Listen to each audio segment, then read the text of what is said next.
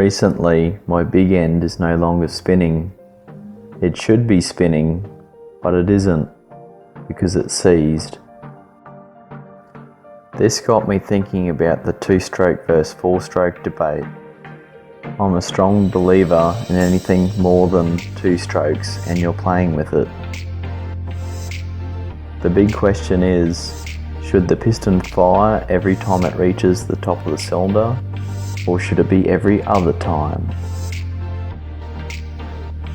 So, when God came down from heaven and personally hand-delivered the two-stroke engine to us, all he said was, don't muck it up.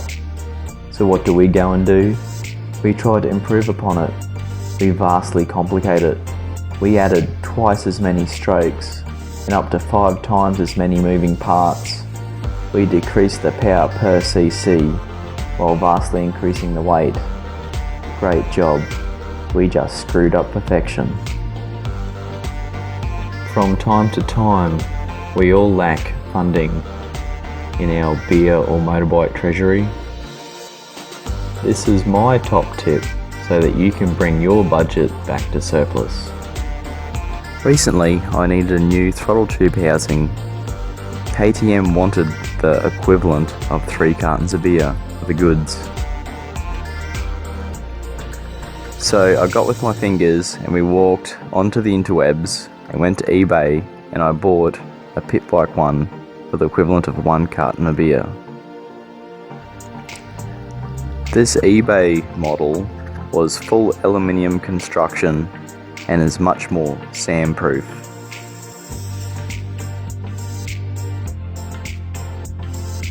Recently, I decimated my clutch master cylinder. As before, KTM wanted an exaggeration of a price. The damage was a total of 10 cartons of beer. My fix was to modify and use a Storff clamp. Guess who's having happy hour tonight? Beer is their economy. I can't believe my neighbours. They knocked on my door this morning at 2 AM. Luckily for them, I was still up using my angle grinder.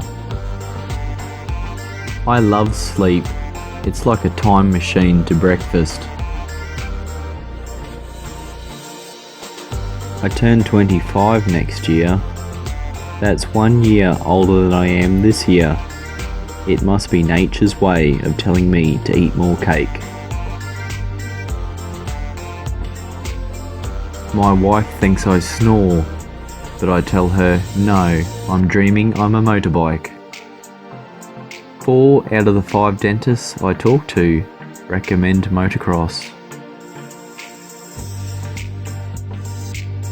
If I died and went straight to hell, it would take me approximately 1 week to realise I wasn't at work. My 2-stroke motorbike will pass anything except for a petrol station.